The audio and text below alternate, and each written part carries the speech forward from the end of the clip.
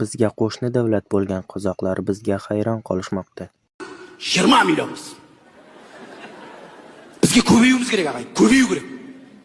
Расымен көбею. 20 million азбыз biz. Мен сіздерге просто бір факт айтайыншы, қызық бір интерес.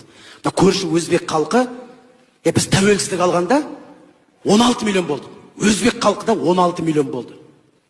Біз қазір 20 million болдық. 4 millionға көбейіппіз 32 жылда. Ал өзбек халқы қанша қазір? 36 million. 20 millionға көбейіп кетті. Представляете?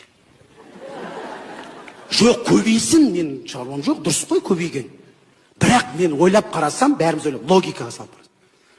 91-ші тәуелсіздік алғаннан бастап, өзбек халқының ер азаматтары Европа, Ресей, Қытай, Қазақстанда әртүрлі жұмыстармен сол жақтарда жүр.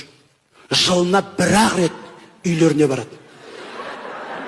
Жылына бір-ақ рет үйлеріне барады. Біз күнде үйдеміз ғой деймді.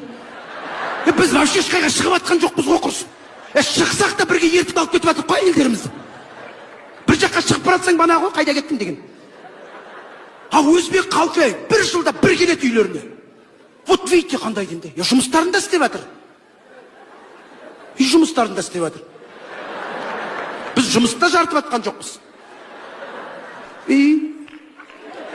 4 millionбыз.